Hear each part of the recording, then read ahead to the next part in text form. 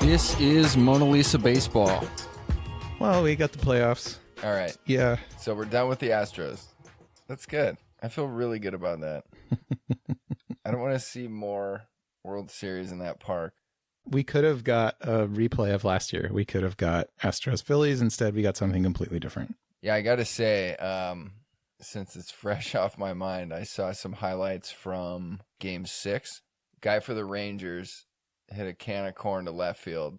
It was just like you couldn't get more can of corn. But it was kind of left center. So he basically hit a 350-foot ball to left center really high. And then as he's rounding the bases, he's kind of like... He was kind of making the motions of I just dropped a 450-foot bomb, not a 350-foot bomb. But to left center, part of that short wall is just, it's joke land. Mm-hmm. He was trotting around the bases like he was really a badass, and he basically hit a fly ball to left, and it was annoying.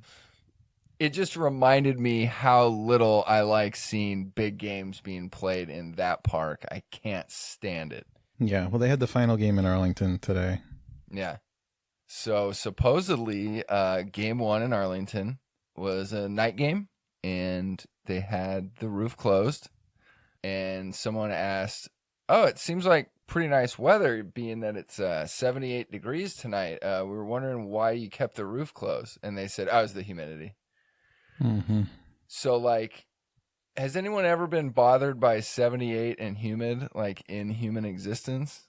I didn't necessarily know that was possible, but then someone else brought up the fact that they haven't had the roof open since a date in May, so they may have lost the proverbial keys. And that kind of seemed the most likely. We've talked about how expensive these roofs are. And yeah, exactly.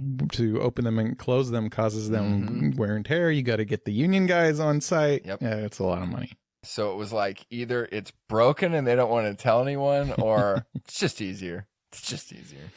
Yeah, it's just easier. It's the humidity. To think of the opportunity of a 78 and humid and watching playoff baseball, doesn't that sound nice?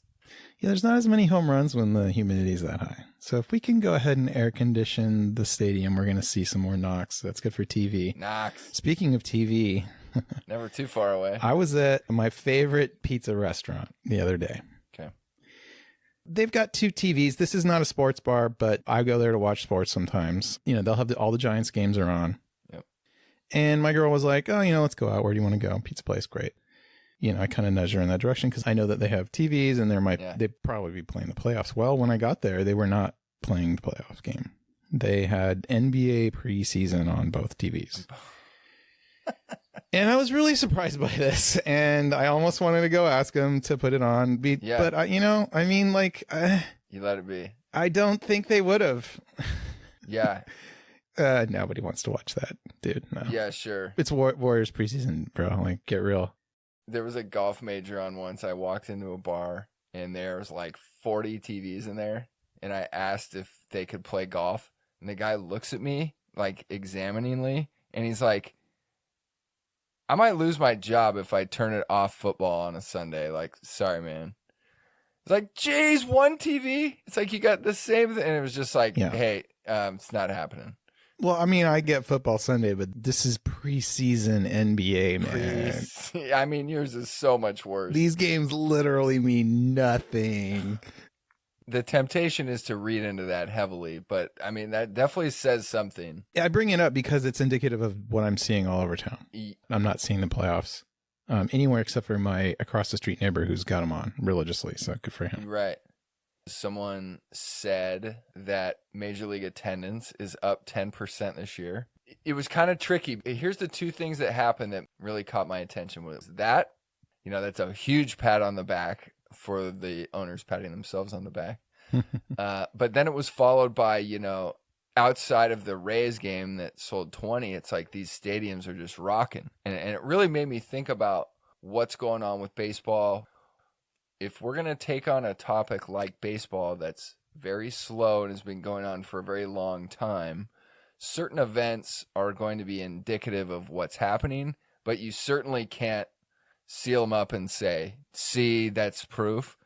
Yeah, I mean, it is October and it is the playoffs. Like, of course, people are still going to be excited. It's not like baseball or hardball isn't a great sport. Like, this got started because something fantastic was risking becoming less than.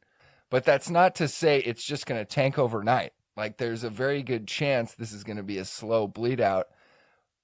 But it made me happy that it's like Bryce Harper's going to drop 2 homers in a home game and the place is going bonkers. Like that is what we all should want. Well, to a degree, depending on how you feel about Harper. But anyway, it just kind of reminded me that no matter what individual things happen, baseball is a long game. It is the long game. So I have the number here. All right. Okay. Let me do the calculation. Yes. 1 sec. Because I'm thinking, like, if the Giants can claim a sellout for 1 million games in a row, it's like, can anyone just kind of claim anything? Well, we know that the Giants and other teams probably, I just saw this with my own eyes for the Giants, where they just play games with the tickets where they sell all the remaining tickets to a game to scalpers. Yeah. And then they say that they sold all the tickets, but they sold like a heavy sack of tickets. You need like a satchel to hold them for $1, the whole bunch. These numbers can be fucked with, but it's important to realize that ticket sales and attendance are 2 different numbers. Yes. Okay. So we can look at attendance. That's way more reliable than ticket sales. So that's right. This year, 2023, total attendance was almost 71 million. Okay. Last year, it was almost 65 million. Now, let me do the math here. Mm-hmm. Okay. So if we do the math, it looks like attendance is up 9.5%. Mm-hmm. At one point, we reported it was up 5%. At one point, we reported it was down early in the season. It was, but it crept back up. We had a lot of great weather. That's really important. Having good weather is really important. We can sit here and go, what caused it to go up? But again, like it's only back up to like 2017. It still hasn't gotten back to 2017 levels. So, I mean, it's a bunch of people. It's like, this still just looks to me like a COVID recovery. Mm-hmm. Yeah. I feel like you take changing the rules completely out of this, you get the same pump. That's my opinion. Yeah. Yeah. Okay. Because of the good weather, because people are back in the habit of just getting out of the house. Mm-hmm. Attendance is up 9.5%. We can round that up to 10. That's great. I think that's great. But we're talking about the playoffs. This year was kind of the year of the underdog. I think that's cool. But it's also weird. We have the wild card round, which there are 8 teams playing 3-game series. And these are 2 of these teams won their division. But it doesn't matter because divisions don't matter. All that matters is your record at the end. I don't even know why we have divisions anymore. We have the balanced schedule. Divisions mean literally nothing. Like, it means nothing now. So all those flags you've got in the outfield celebrating your division, it means nothing now. Stands for nothing. Yeah. So the only division winner to advance to the league championship was Houston. So you have the Orioles get their bye, but they get steamrolled by the Rangers in 3 games, right? And then, same thing happened to LA. They got steamrolled by the Diamondbacks 3-0. Steamed. Okay. And then, you've got the Braves who lose 3-1. So, dude, first of all, every single one of those wild card series, they all ended 2-0. So nothing exciting happened there. Yeah. Unfortunately. And of course, my beloved Rays got eliminated by Bochy's Rangers, but whatever. All of those series, all 4 of them went 2-0. No drama. And now the World Series looks like there'll be 2 wildcard teams. So this is the era of the wild card. Yeah. I mean, straight up. To win your division and get eliminated 2 games later, like, I don't know about that. Is it fun to have 2 wildcard teams playing in the World Series? I mean, it's certainly not fun for the baseball towns that watch their teams have epic years like Baltimore and LA again and Atlanta again. I mean, I don't know, man. Good for the Diamondbacks, I guess. Good for Boch. But hey, here's the bright side. We got 2 Game 7s in the league championship, so that's dramatic. We like that. Yeah, that's nice. If that's how it's going to be, it really, really, really brings into question the long season. And what's the point of it? I know what the point is because you're supposed to establish who the best teams are for a full season. But to just get into the playoffs it just doesn't make sense. Like, I feel like you could accomplish the same thing with a 100-game season really easily. And you're like, oh, yeah. top 12 winning teams enter the tournament. Yeah, the pennant race used to be something. Used to be a playoff in itself. And I think this is where baseball makes the mistake of following the other sports a little bit, where we'll just take basketball as an example. Underdogs don't generally beat the best team in the long series. That's just kind of how it goes. Yeah, the number 1 seed versus the 8th seed. Like, it's happened, but the odds in Vegas are pretty stacked. But baseball, it's much more of a coin flip sport. Yeah. And that's another reason why you need the long season. It's like, it's not a fluke that you won 100 games. Like, you're a hell of a squad. All right. And that's been established over 100 years or more. But I think baseball might have made the mistake that, oh, the cream will rise to the top. I think they kind of got caught up in this, oh, it's not fair if you're in a division with another good team and you win 100 games, you don't go to the playoffs. It's not fair. They got caught up in that. That's baseball. So it became most important to, well, let's get them in there and let's let them play for it. But then if they win this wild card series, then they'll go up against the first place team and then the best team will win.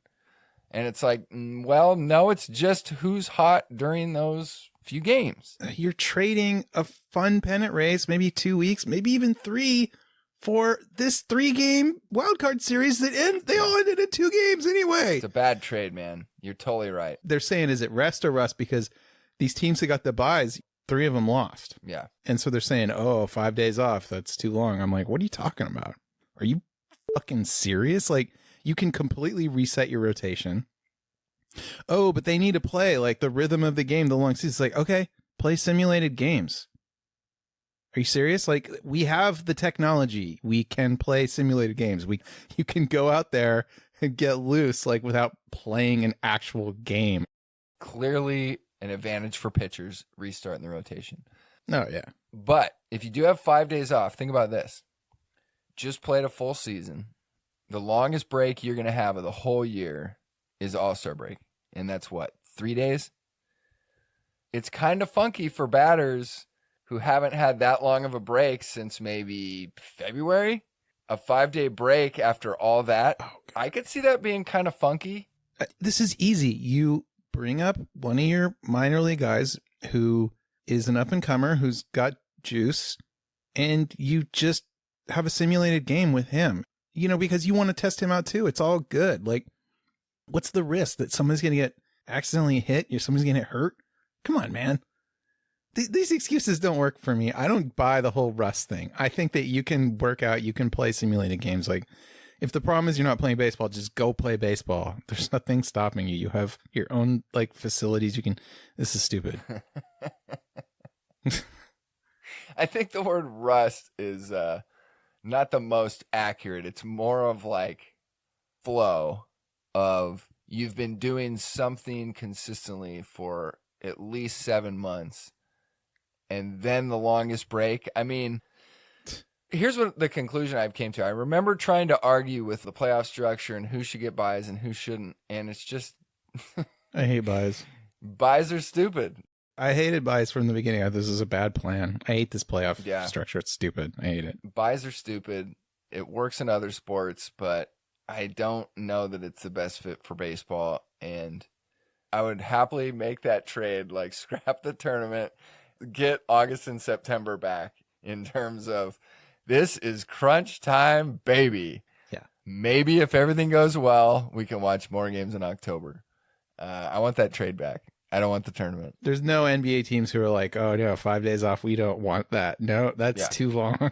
There's no NFL teams going, oh, yeah, we'll take the long rest. Nope. No such thing. Like bye weeks, like, oh, thank God it's the bye week. Like, come on, man. Are you kidding me?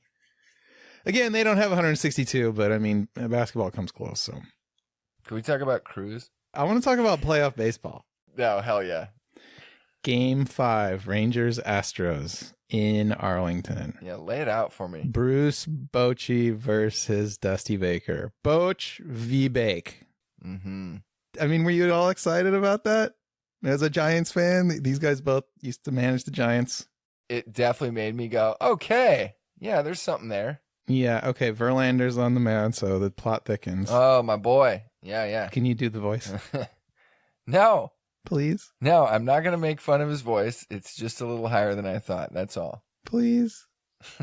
Verlander pitching for the Stros. Okay. There's a lot of highlights in this game. I think this is one of my favorite recaps to watch. I got to admit, I didn't watch the actual game. Okay. But we had some fun stuff here. You know, we had Bruce Bochy burn a challenge just to support his player who was being a bitch. Like, this is modern managing. It's basically like managing a bunch of children with ADHD. Yeah. Wow. Like, I don't want this kid to hate me, so I'm going to give him a cupcake. That's amazing. So he lost. He knew he would lose, but he did it anyway. They have cameras. They know. Yeah. Right. The guy was calling for it. The guy who slid into second was calling for it. It was like, you gotta replay that. I was fucking safe. No, you weren't, Junior. You were out. Nah, man, he got you. What? Yeah, and like it was obvious too. I mean, when you see it in slow mo, it's obvious. Yeah, it wasn't close. Okay, that was fun. We had the Altuve bunt fail. Props to Altuve, which is something I never thought I'd say. But he did try to bunt, and it did fail spectacularly. But okay, I will point out that was the last thing was expected. Yes. But here's where it gets really interesting, and you're gonna like this, right? You're gonna like this. Bottom of the 6th, all right, 2-1 Houston. Houston's winning in Arlington, all right. Adolis Garcia hits a 3-run homer. Okay, halfway to first base, he slams the bat down, just hard. Okay, just slams it, dude. This puts the Rangers ahead 4-2. Okay. He takes his sweet time coming around them bases, all right? I mean, he's like moonwalking around them bases, all right? And he's got these shoes that are yellow on the toes and then like red on the heel, and it's just flames. Yeah. So, you know. This is great. God, this is great. They're loving it in Arlington. Okay. People are going nuts. All right. Thunderous applause. Now get this. Mm-hmm. The bottom of the 8th. Now, the series is tied 2-2 at this point. This is game 5. Okay. Garcia comes up again. Okay. We got a guy on first base. Brian Abreu is pitching for the Stros. We have Dusty Baker managing, all right? Mm-hmm. Old school. Very first pitch is a 97 mile per hour fastball right at his head. Yeah. I mean, it hits him on the shoulder, but I mean, wow. Very first pitch. Okay, now let me ask your expert opinion. Wait. Just so you know the whole story. Mm-hmm. Garcia gets pissed. The benches are cleared. The umpire gets between the catcher and it was a big deal. Dusty Baker got ejected. Abreu got ejected. Bake got ejected. Okay. So, in your expert opinion, he called for it? Do I think he called for it?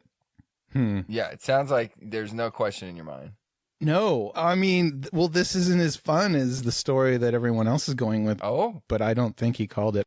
I mean, even though it was warranted, because, dude, the series was tied 2-2. Yeah. There's a guy on base, on first base, not on second base. It brings everything into play, yeah. I wouldn't hit him. Yeah. Here's what I think. I believe in the power of the subconscious mind. I talk to people about this all the time. Like, all right. The more in touch you are with your subconscious mind, the better human you can be. Mm-hmm. You can control your emotions a little better, because people who are completely cut off from their subconscious are the people who just like freak out, have breakdowns. Okay. Yeah.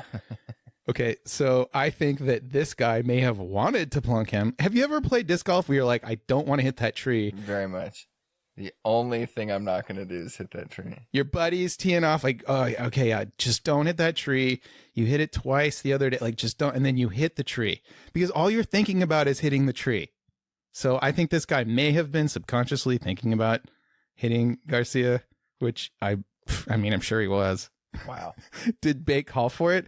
He'd lose his job for doing that. Not the time. The World Series is on the line. Millions of dollars in jersey sales and ticket sales is all on the line. Yep. You don't call for the hit. You got all next year to plunk him, yeah. Did Dusty do anything during when the bench is cleared? He made it about 8 steps out of the dugout, and he's yelling at the umpires, yelling at them. He's like, I'm an old guy. Yeah, and they're like, you're out of here. And then this is great. they're like, you're out of here. Clearly ejected him. He did not leave for the longest time, man. Yeah. He was just still in the dugout, like even sat back down. You know, it's like, you can't eject me. I'm Dusty Baker, right? But Yeah. like right in the new inning's about to start, they're like, no, get out. Like, you're gone. Hey, no, seriously, you're out. He's like, no, I have my dugout interview coming up. What are you talking about? Oh, man. Don't you know who's really in charge here? That's really good. I mean, that brings so much into play right there, where it's like, when is a demonstrative bases circling, bat flip, however you want to put it, like, when is that warranted? And I've thought a lot about our era. I think I got this out in season 1 where Griffey and Bonds did it whenever they wanted. And it was basically like whenever they shit on a ball, especially Griffey, he'd pose, mega pose, and the walk towards first base. It feels like those were the only guys that were immune. And somehow to me that seemed okay because they were at the top of their sport. It seems to have gotten a little out of hand where now it's just whenever anyone feels like it, which I guess is sort of what people were calling for, which is like baseball needs to drop its unwritten rules. It's getting in its own way. Let the kids play, you know, that sort of thing. I think what people forget is that takes away from the actual greatness of the game. Let me give you a good example of that. This is perfect. Okay. So Harper did some crazy shit in one of the series, right? He made a bad base running decision, and the next game he hit 2 bombs at home, and the fans were loving it.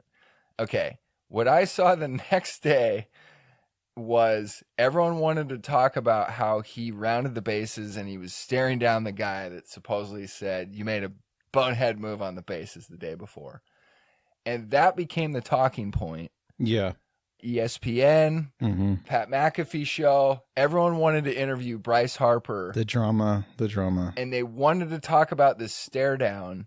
And it's like, I think that's cool in baseball. But what I started to think was, did he stare at him to be a competitive guy? Or did he stare at him because he knows that every camera's on him and someone's going to pick up on that? And that's going to bring news stories about him.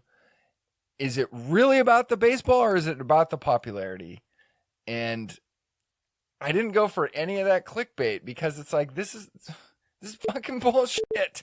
We should be talking about baseball, not why someone thought he should stare at someone. I just really didn't like that.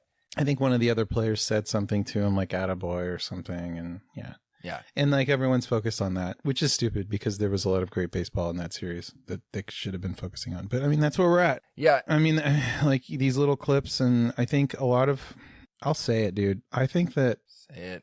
We need a sports network that doesn't try to chase emotional people. That's like, this is just sports. We're not going to do that. Yeah, like the boring sports channel. It's like, cut out the music, cut out the highlights. It's just about sports. Yes, the no emotion sports channel. Or 2 teams competing. I never thought about the danger when people started going, dun-dun-dun, dun-dun-dun. You know the Sports Center noise? Where if they saw something cool on their local basketball game, someone would be like, dun-dun-dun, dun-dun-dun. Like, I've tried to examine, like, why don't I like Bryce Harper? Because I kind of don't like him. Every time I see his face, I'm just like, eh. Yeah. And I think one of the reasons I don't like him is he garners these kind of news stories.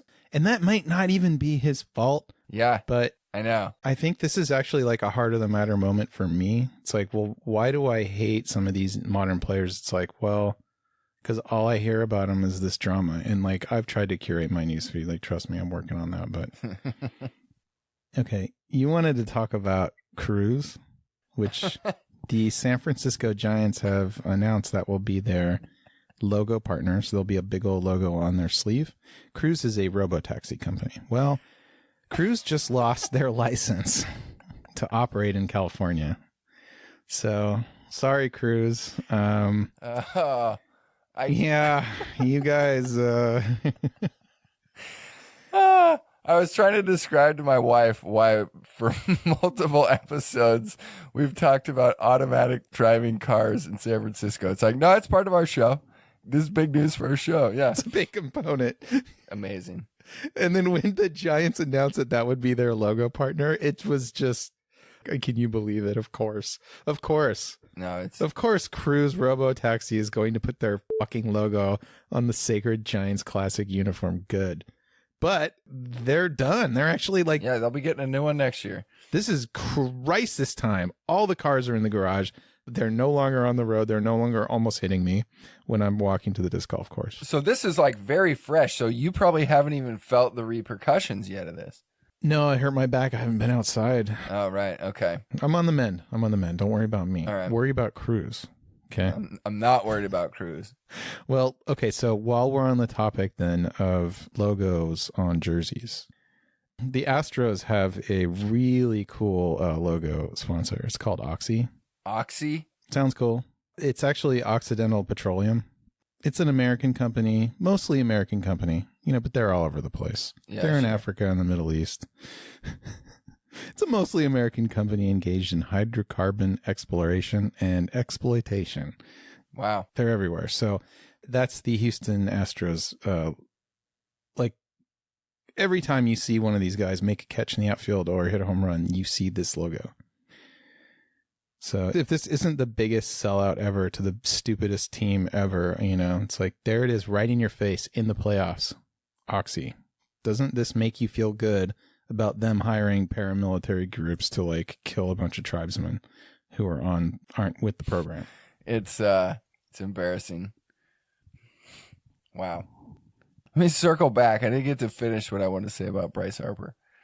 I am right there with you where he rubbed me the wrong way for a while. And then we talked about the feud he had with Hunter Strickland and how he kind of got the best of Hunter by just like continuing to knock homers off him. Well, Hunter was a hothead. Yeah, he was always going to flame out early. And if he had to charge the mound, he would.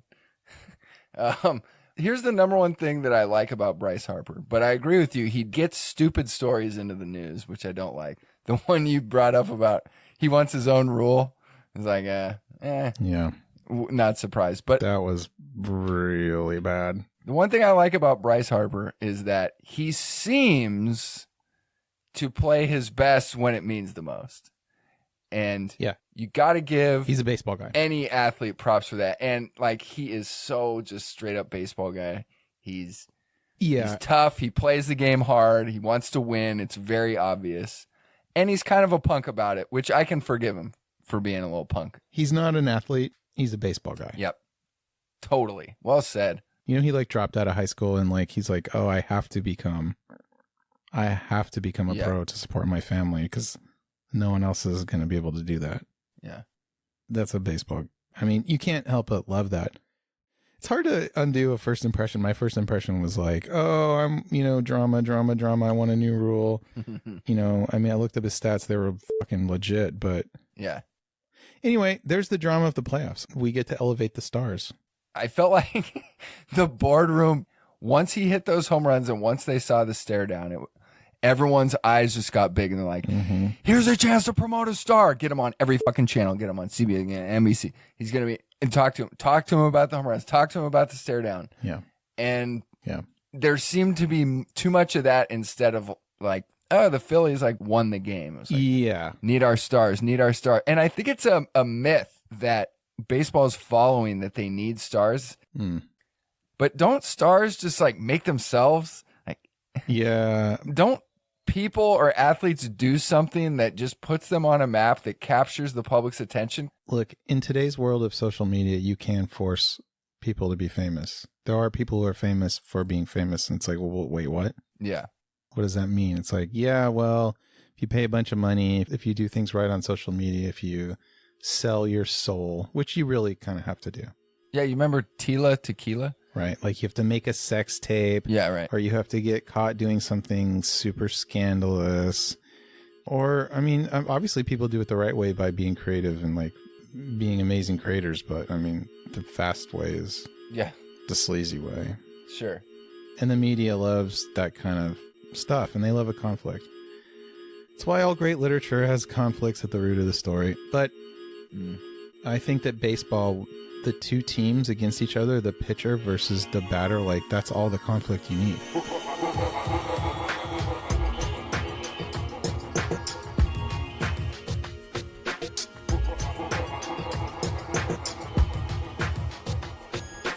enter the tournament.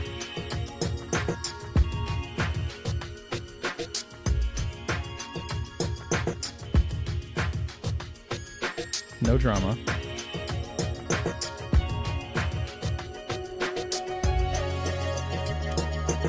This is crunch time, baby.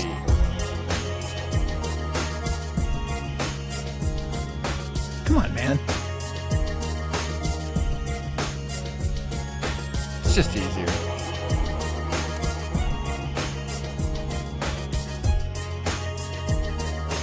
Where am I? What's this show about?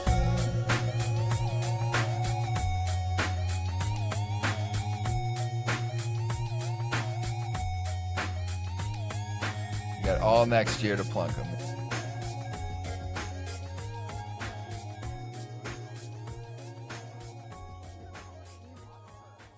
Get out. Like, you're gone.